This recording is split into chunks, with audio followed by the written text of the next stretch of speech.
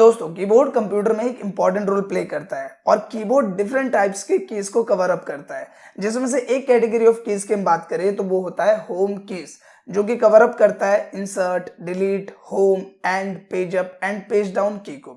अब यहाँ पे अगर हम बात करें इनमें से कुछ कीज के, जैसे कि पेज अप, पेज डाउन, शायद आपने इसका यूज देखा होगा। लेकिन इसके अलावा अगर हम इसके दूसरे कीज की बात करें, जैसे कि इंसर्ट की, जो कि बहुत ज्यादा कंफ्यूज करता है मैक्सिमम लोग को कि यार इंसर्ट की का क्या यूज होता है। इसके साथ ही अगर हम बात करें home, and, page up, page down, तो इनका डिफरेंट कीज के साथ कॉम्बिनेशन में काफी ज्यादा रोल प्ले होता है, जो भी काफी लोगों को नहीं पता होता। तो अगर हम बात करें आज के इस वीडियो की, तो इस वीडियो में हम इन होम कीज के कंप्लीट यूज की प्लस में इनके साथ यूज होने वाले शॉर्टकट्स, इन्हें भी हम कवर अप करने वाले हैं। तो एक बात तो क्लियर है कि वीडियो आपके लिए फुल ऑफ इन्फॉर्मेशन होने वाला है। आपसे बस इतने से रिक्वेस्ट है कि अगर ये वीडियो आपको यूजफुल और इन्फॉर्मेटिव लगे तो प्लीज इस वीडियो को लाइक और शेयर जरूर करें। तो बिना किसी देरी के शुरू करते हैं इस वीडियो को। अब यहाँ पे शुरुआत करते हैं सबसे पहले की जो कि है होम की, जिसे समझने के लिए नॉर्मली हम आ जाते हैं MS वर्ड पे। अब देखो MS वर्ड पे यहाँ पे हम एक पैराग्राफ ले लेते हैं जिसपे हम अपना प्रैक्टिकल समझ सकें।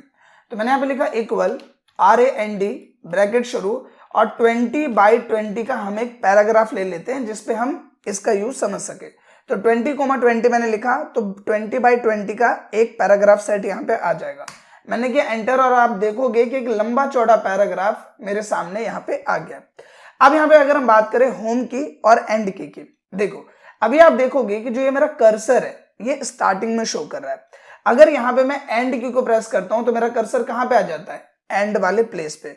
इसी की जगह अगर मैं होम की पे प्रेस करूं तो यहाँ पे स्टार्टिंग में जो मेरा कर्सर है वो आ जाता है। इसका बहुत ही ज्यादा यूज किया जाता है कोडिंग फील्ड में, क्योंकि कोडिंग में कई बार क्या होता है कि हम एक लाइन से दूसरी लाइन में शिफ्ट ऑन होते हैं, तो वहां पे होम की और एंड की का काफी ज्यादा यूज किया जाता है।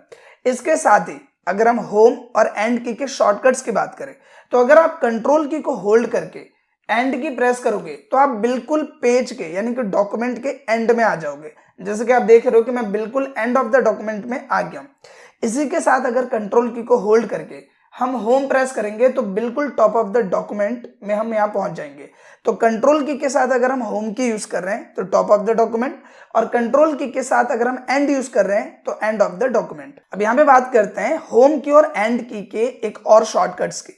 देखो अभी हमने देखा कि कंट्रोल की का यूज करके हम होम और एंड का एक अलग तरह से यूज कर सकते हैं। इसी तरीके से अगर हम कंट्रोल शिफ्ट दोनों को होल्ड करके होम की और एंड की का यूज करें तो इसका यूज थोड़ा सा अलग हो जाता है। फॉर एन एग्जाम्पल अगर हम एक्सेल की बात करें, जो कि एक one of the popular software है, वहां पर कंट्रोल शिफ्ट और होम की और एंड की का क्या यूज है ये हम समझते हैं। देखो नॉर्मली हम देखें तो हमारे पास यहाँ पे एक डेटा है। अब अगर इस डेटा को मुझे सिलेक्शन करना है अलग अलग पैरामीटर पे, तो इसके लिए हम इसका यूज कर सकते हैं। फॉर एन एग्जाम्पल हर्ष से लेके मैं नीचे तक जहां तक हमारा डेटा फैला है उसे मैं सेलेक्ट करना चाहता हूं, तो मैं क्या करूंगा, कंट्रोल की और शिफ्ट की को होल्ड करूंगा यानी कि दबा कर रखूंगा और मैं एंड की प्रेस करूंगा। तो आप देखोगे हर्ष से लेके नीचे तक जहां पे भी हमारा डेटा फैला हुआ है वो सिलेक्ट हो जाता है। इसी की जगह मान लो कि मैं यहाँ पे 30 पे हूं और 30 से लेके मुझे ऊपर की तरफ में, यानी कि होम क्या करता है, अपर साइड को इंडिकेट करता है। तो मैं ये कह रहा हूं कि 30 से लेके ऊपर तक में जहां तक हमारा डेटा है वहां तक मुझे सेलेक्ट करना है। तो हम 30 पे आए, कंट्रोल और शिफ्ट को होल्ड किया यानी कि दबा के रखा और होम की प्रेस करेंगे तो आप देखोगे 30 से लेके अपर साइड में जहां तक हमारा डेटा है वहां तक सेलेक्ट हो जाता है। तो अगर हम डाउन साइड में डेटा सेलेक्ट करना चाहते हैं तो कंट्रोल शिफ्ट होल्ड और एंड की प्रेस किया तो नीचे तक डेटा सेलेक्ट, और कंट्रोल शिफ्ट होल्ड करके अगर हमने होम की प्रेस किया तो अपर साइड में डेटा सेलेक्ट। इसके लिए भी हम होम और एंड की का यूज करते हैं। अब यहाँ पे बात करते हैं दूसरे कीज की, जो कि है page up and page down की। देखो नॉर्मली अगर हम माउस की बात करें तो एक माउस का बहुत ही स्पेशल यूज होता है स्क्रोलिंग के लिए। मतलब अगर मुझे किसी भी पेज को नीचे ऊपर करना है, स्पेशली अगर आप कोडिंग करते हो या फिर मान लो कि आप बड़ी फाइल्स को मैनेज करते हो, तो वहां पे स्क्रोलिंग का एक बहुत अच्छा रोल प्ले है, जहां पे हम पेज को ऊपर नीचे करने के लिए स्क्रोल की का यूज करते हैं। इसी की जगह अगर आपको कीबोर्ड से स्क्रोलिंग करनी है तो इसके लिए हम page up and page down का यूज करते हैं। जहां पे आप देखोगे मैं एक बार स्क्रॉल करता हूं, मैं यहाँ नीचे आया, फिर स्क्रॉल किया, यहाँ पे आया, फिर स्क्रॉल किया और मैं नीचे आता जा रहा हूँ। माउस से ये काम मैं कर रहा हूँ। इसी की जगह अगर मैं यहाँ पे पेज डाउन की को प्रेस करूं तो भी स्क्रोलिंग उसी तरह से वर्क करेगी, जो कि ऑन स्क्रीन आप देख पा रहे हो। साथ ही अगर मैं पेज अप प्रेस करूं तो स्क्रोलिंग कहां हो रही है, ऊपर की तरफ। तो page up and page down की का स्क्रोलिंग के लिए यूज किया जाता है, नंबर 1।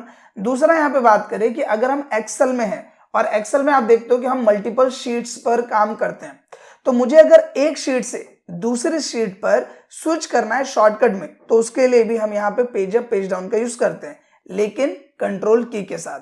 तो अगर यहाँ पे मैं कंट्रोल की को होल्ड करूं, एक उंगली से मैंने कंट्रोल की को दबा के रखा और मैं पेज डाउन प्रेस करूं, अभी देखो मैं स्विच कॉलम्स पे हूं, मैं यहाँ पे पेज डाउन प्रेस करूंगा तो मैं यहाँ पे डीओबी टू एज वाली शीट पे पहुंच जाता हूँ। फिर मैंने पेज डाउन की प्रेस किया तो मैं अगली शीट पे पहुंच गया, फिर पेज डाउन किया तो फिर अगली वाली शीट पे। इसी की जगह अगर मैं कंट्रोल की को होल्ड करके रखता हूं और पेज अप की को प्रेस करता हूं तो मैं प्रीवियस शीट्स पे आता जाऊंगा। आप यहाँ पे नोटिस करोगे कि जो भी मेरी प्रीवियस शीट्स हैं उन पे मैं आ रहा हूं। तो कंट्रोल की को होल्ड करके अगर हम page up and page down की प्रेस करते हैं तो शीट्स के यहाँ पे हम स्विच कर सकते हैं आगे की तरफ और पीछे की तरफ। अब यहाँ पे बात करते हैं नेक्स्ट की जो कि है डिलीट की। और डिलीट का एक कॉमन यूज आप सबको पता है जो कि है डिलीट करने के लिए, राइट। तो यहाँ पे सबसे पहले एग्जाम्पल से बात कर लेते हैं, हालांकि इसके 2 यूज और हैं जो हम समझेंगे। सबसे पहले अगर किसी भी फाइल को आपको डिलीट करना है, किसी भी फोल्डर को आपको डिलीट करना है, तो आप सिंपली उसे सेलेक्ट करते हो और अगर आप इस डिलीट की को प्रेस करो तो आप उसे सिंपली डिलीट कर सकते हो। ये है इसका बहुत ही कॉमन यूज। दूसरा यहाँ पे बात करें कि अगर मैं किसी भी फाइल की बात करूं, सबसे पहले हम क्या करते हैं, इस फाइल को यहां से डिलीट करते हैं और फिर हम रिसाइकल बिन में जाके उसे वहां से परमानेंट डिलीट करते हैं, राइट। तो अगर आप चाहो तो डिलीट की के साथ एक शॉर्टकट पोर्शन का यूज करके आप यहीं से फाइल को परमानेंट डिलीट कर सकते हो। देखो इसके लिए करना क्या है, जैसे मैं यहाँ पे आया न्यू फोल्डर 3 पे, शिफ्ट की को हम होल्ड करेंगे एक उंगली से और डिलीट की प्रेस करेंगे। जैसे यहाँ पे शिफ्ट की को होल्ड करके मैं डिलीट की प्रेस करता हूँ, आप यहाँ पे देखोगे लिख के आ रहा है are you sure you want to permanently delete this folder. मैं यहाँ पे कर दूंगा यस, और अब ये जो फाइल है वो यहाँ से परमानेंट डिलीट होगी है। अब ये रिसाइकल बिन में नहीं जाएगी और हमें रिसाइकल बिन में जाके दोबारा वो सेम स्टफ नहीं करना पड़ेगा। इसके साथ ही डिलीट की का शॉर्टकट बेसिस पे एक और यूज होता है जो कि होता है एप्लीकेशन को टर्मिनेट करने के लिए या फिर सिस्टम को रिबूट करने के लिए। कई बार क्या है कि अगर हम पहले की बात करें जहां पे सिस्टम्स की कॉन्फ़िगरेशन काफी कम होती थी और हाई फाइल्स को लोड करने पे वहां पे जो डेटा है वो काफी क्रैश होने लग जाता था या फिर इस तरीके से सिस्टम हैंग होने लग जाता था, जहां पे कंट्रोल ऑल्ट डिलीट का बहुत यूज होता है। अभी भी अगर आप कंट्रोल ऑल्ट डिलीट करोगे, हालांकि मैं नहीं कर रहा क्योंकि ज्यादातर चांस है कि ये रिकॉर्डिंग स्टॉप हो जाएगी, तो आपको करना क्या है, कंट्रोल ऑल्ट और डिलीट को एक साथ प्रेस करना है या फिर कंट्रोल ऑल्ट को होल्ड करना है और डिलीट की प्रेस करना है। इससे क्या है, आपके सामने एक विंडो आएगी जहां से आप साइन आउट कर सकते हो और आपको यहां से टर्मिनेट करने का ऑप्शन मिल जाएगा।